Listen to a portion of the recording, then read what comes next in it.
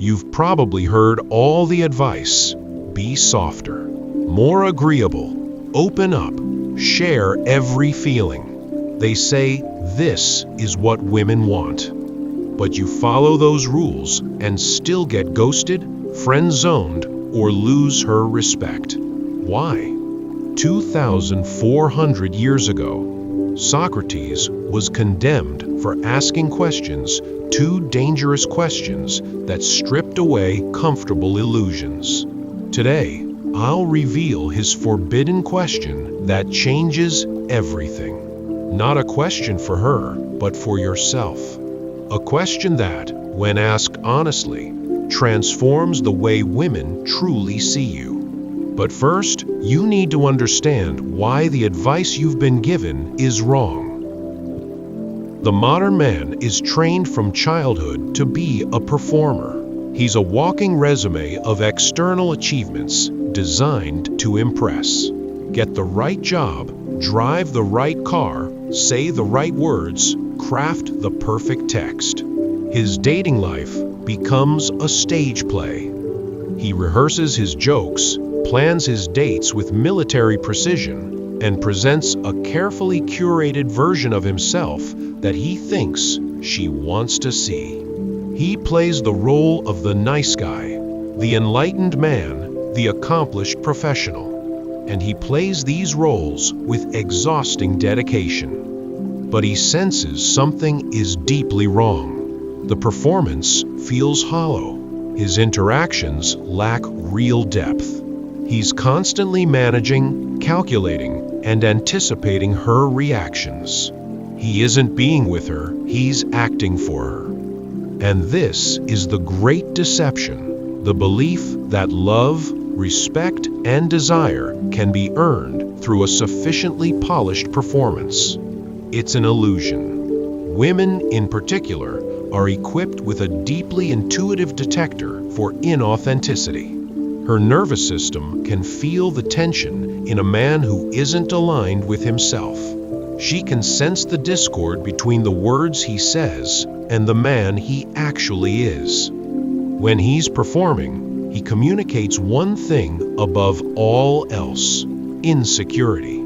He's signaling that his true self isn't good enough, that he has to wear a mask to be worthy of her time. And no mask, however flawless, can inspire genuine, deep-seated attraction.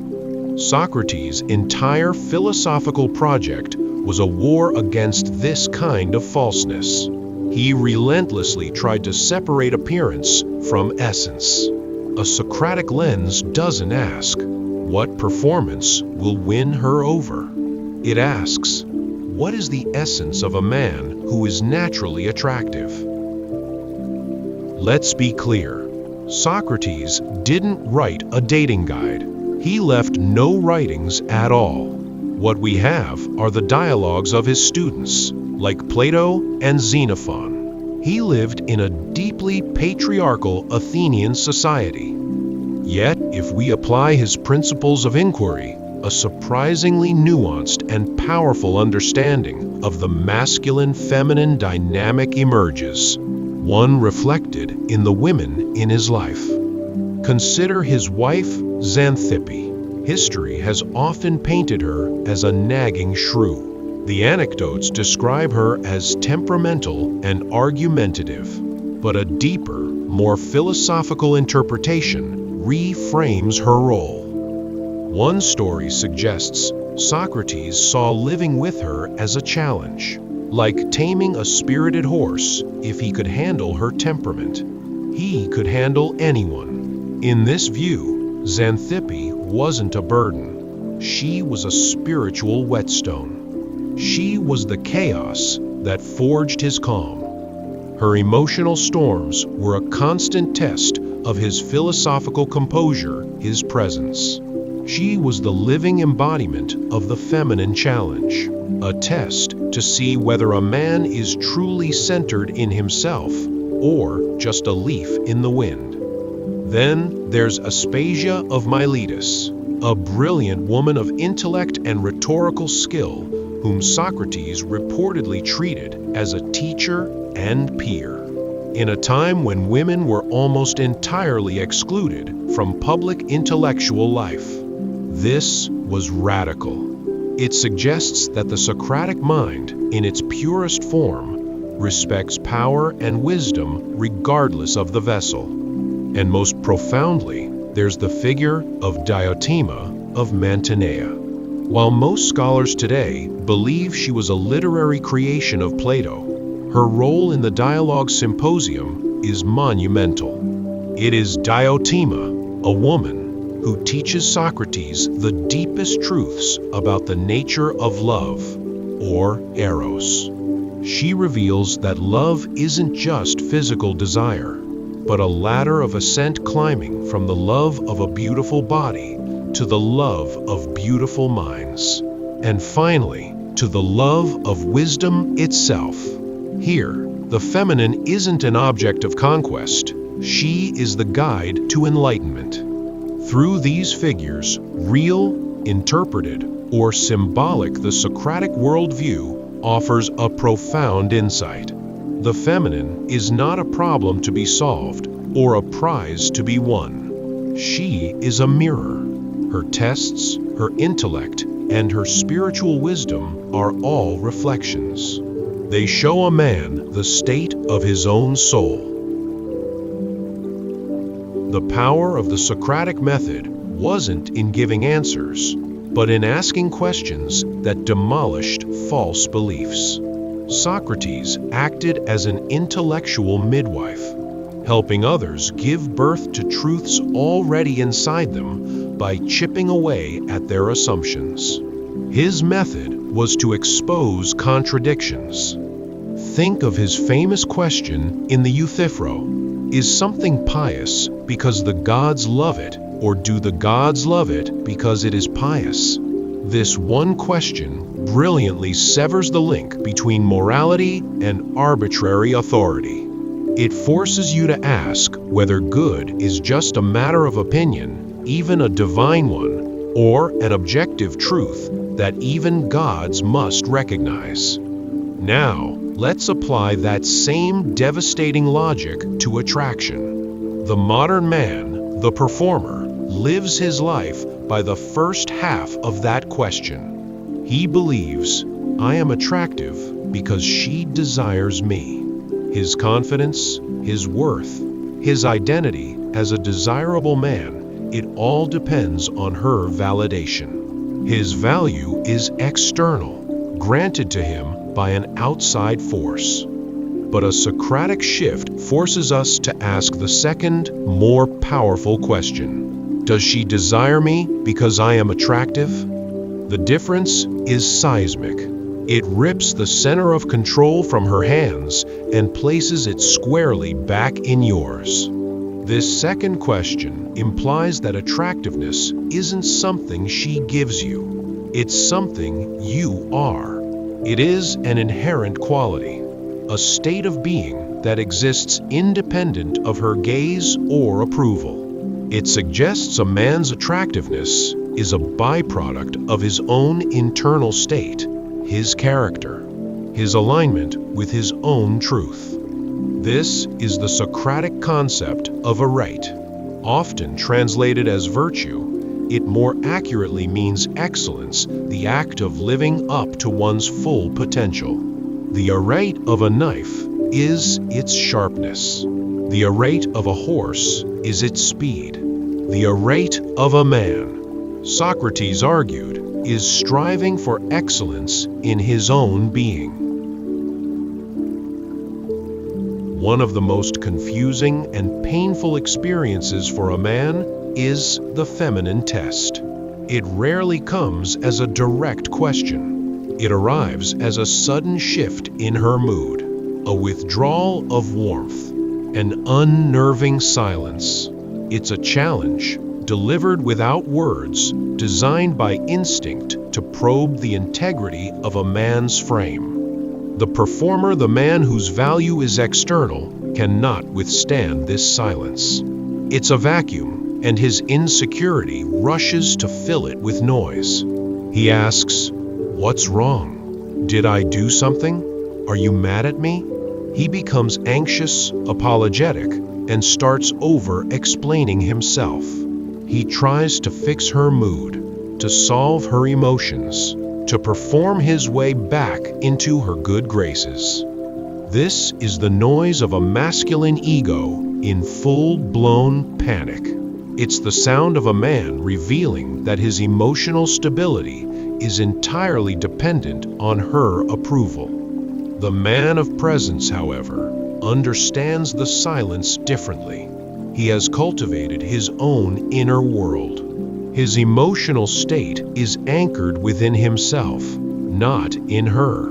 So when the storm of her mood or the ice of her silence arrives, he doesn't panic.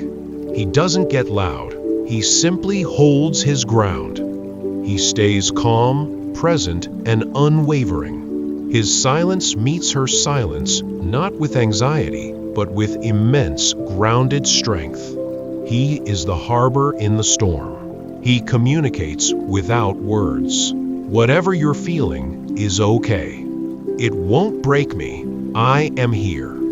He gives her the space to experience her own emotional weather without making it about him. This is the modern application of Socratic self-possession. It's the understanding that you can't control the world outside of you, and you certainly can't control her feelings, but you can always control your response.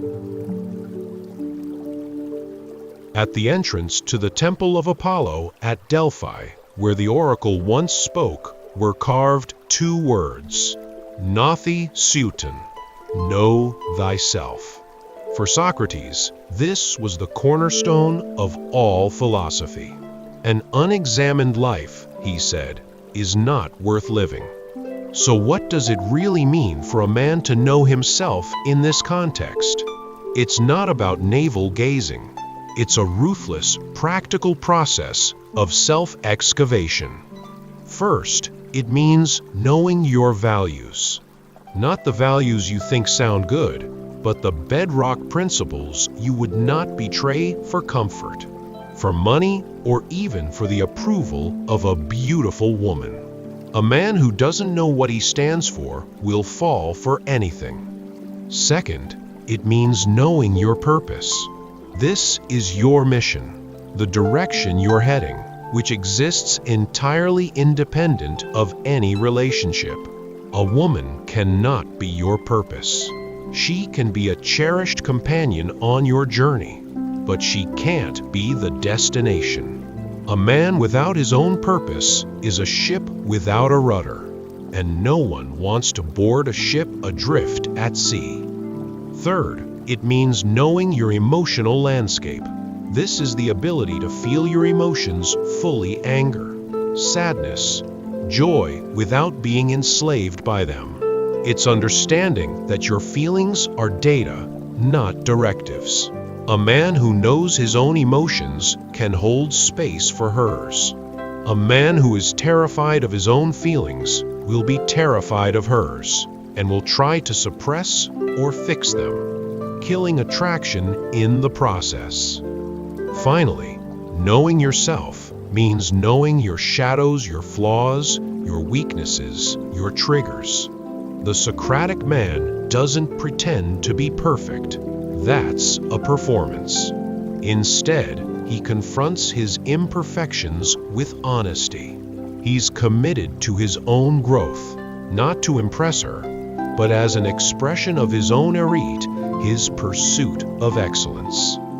This deep self-knowledge is what forges an unbreakable frame. Frame is simply the reality you inhabit. A man with a strong frame lives in his own reality of purpose and integrity. When a woman tests him, she's not attacking him. She's feeling for the boundaries of his reality. Is it solid? Can she lean against it and feel secure? Or is it flimsy, ready to collapse and reshape itself around her every whim? A man who knows himself doesn't chase, he attracts. We arrive now at the heart of the matter, the question this entire journey has been leading to. This is not a line to use on a woman. It's not a trick or a psychological hack. To speak it out loud to her would be to miss the entire point and slip right back into performance. This question is a Socratic tool for self-examination. It's a question you must have the courage to ask yourself, in the silent honesty of your own mind, right in the middle of your interactions with her. It's a question that cuts through all the noise, all the games, and all the confusion. The question is this: does my presence in this moment invite her to be more free or less free? Let that sink in. Its power is in its brutal simplicity. To invite her to be more free means your presence is a source of expansion for her. Does your internal security make her feel so safe that she can relax into her own feminine nature? Does your self-possession allow her to be playful, chaotic, vulnerable, emotional, her full, authentic self without the slightest fear that you'll crumble, judge her, or try to control her? Does your presence liberate her from the need to manage your emotions? A woman who feels free around a man is a woman who feels attraction. Freedom is the soil in which her desire grows. Conversely, to invite her to be less free is the very definition of repulsion. This is the world of the performer, the needy man. Does your insecurity make her feel like she has to walk on eggshells? Does your need for validation make her feel burdened, as if she's suddenly responsible for your self-worth? Does your emotional volatility make her shrink, silencing her own feelings to make space for yours? This question forces you to abandon your own ego. It obliterates the selfish goal of "how can I get her?" and replaces it with the noble and far more effective goal of "how does my being affect hers?" It shifts your focus from extraction to contribution, not of money or gifts, but of presence and freedom. Answering this question honestly, moment to moment, is the real work. It is a diagnostic tool for your own soul. When you feel her pull away, instead of asking, "What did I do wrong?" you ask, "In what way did my presence just make her feel less free?" The answer will almost always be a lapse in your own presence, a moment of neediness, anxiety, or control.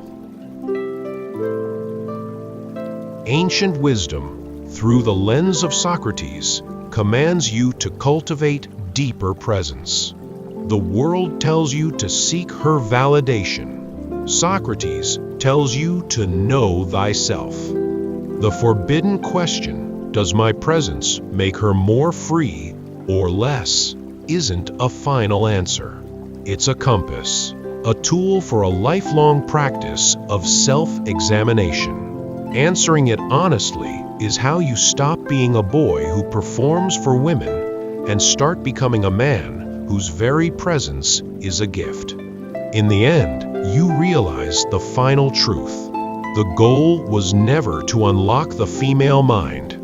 That was always an ego game. The true goal, the only one worthy of a philosopher, was always to unlock your own.